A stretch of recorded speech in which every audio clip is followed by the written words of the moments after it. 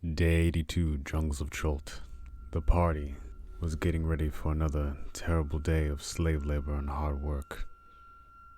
Now mourning the loss of their friend Gelibron, they had to find a way to cope with this terrible tragedy and hopefully rely on Selida to make their way out of the fane.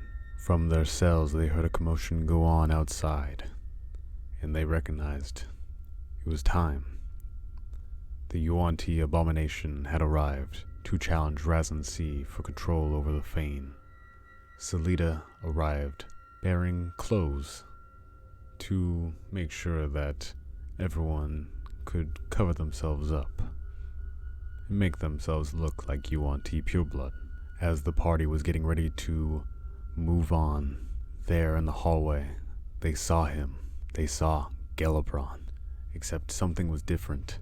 This time, as they looked upon Gelibron, now shirtless, they saw that his ribs all had scales on them. For you see, the night before, when Fenthaza grabbed Gelibron, she didn't kill him outright. She grabbed him and tortured him, and then convinced him to become Yuan-Ti. This horrific ritual truly transformed Gelibron from a human into a Yuan-Ti pureblood. But this transformation came at a heavy cost. Gelibron now felt his eternal soul interlocked with Dendar the Night Serpent, and he could feel the whispers on his mind. He knew the nightmares would always creep up on him. The party was joyous, but they had no time to celebrate. They needed to get out of the fane. They quickly and quietly navigated around the fane of the Night Serpent to try and find the back door. Selida led the party and all the other prisoners alongside them out into the back. But just as they got to the end, several guards spotted them. The party, only having retrieved a small fraction of their items from the armory, could not stand a chance. Selida needed to stall for time, so she volunteered to be the rear guard. As everyone made their way out, they saw Selida grabbed and bound and dragged back into the fane.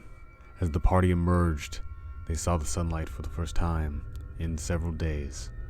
It nearly blinded them, and as they finally came to their senses and looked around, they recognized nothing.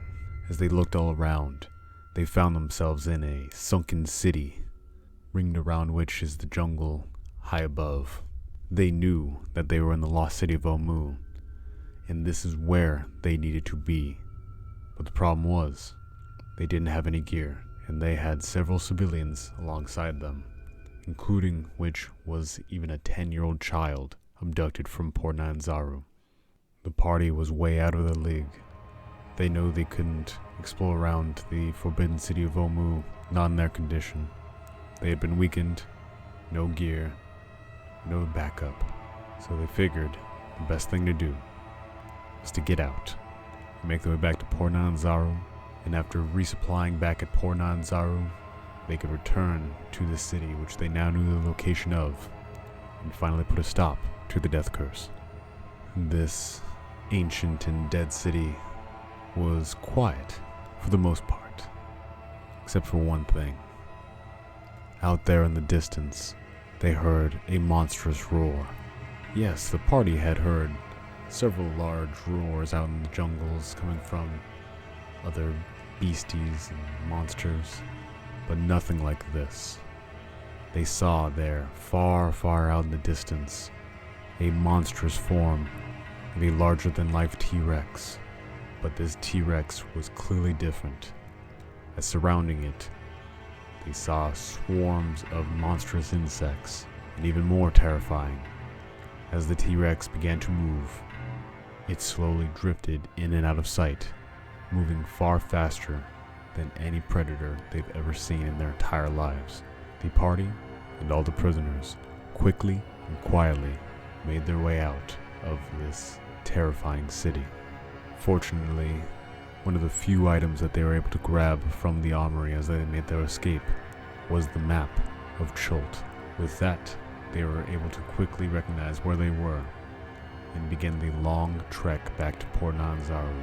The party had made decent progress making their way up north. The prisoners alongside them weren't only denizens of Port Nanzaru, they had some Chultan residents as well, one of which was a salamander.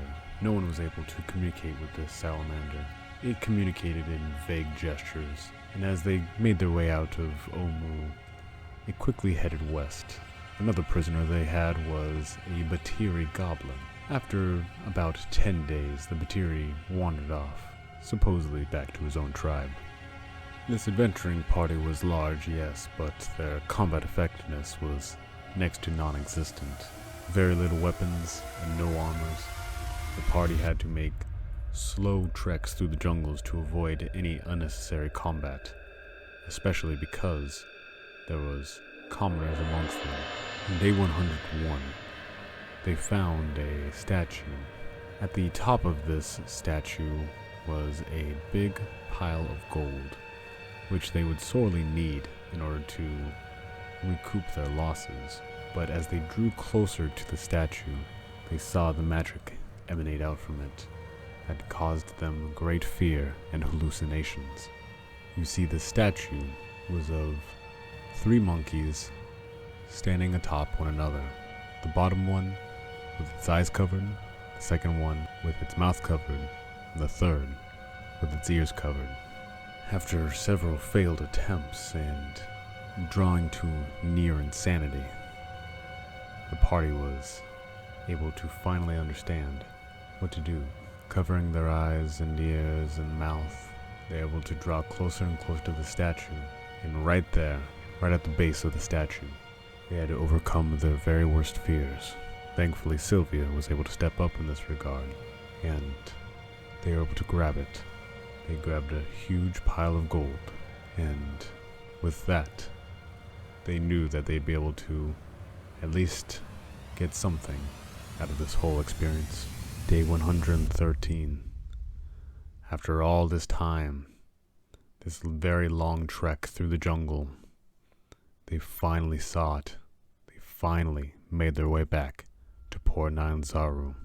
They said their goodbyes to all the prisoners that they escaped with. None of them were dumb enough to go back into the jungles of Chult. Only the party would be so. As the party returns, they discover that things have changed. Some things for the better, and some things for the worse. What does the party get up to in Port Nanzaru? How do they prepare for the future to come? And what do they waste all that hard-earned gold on? Well, that is a story for another day.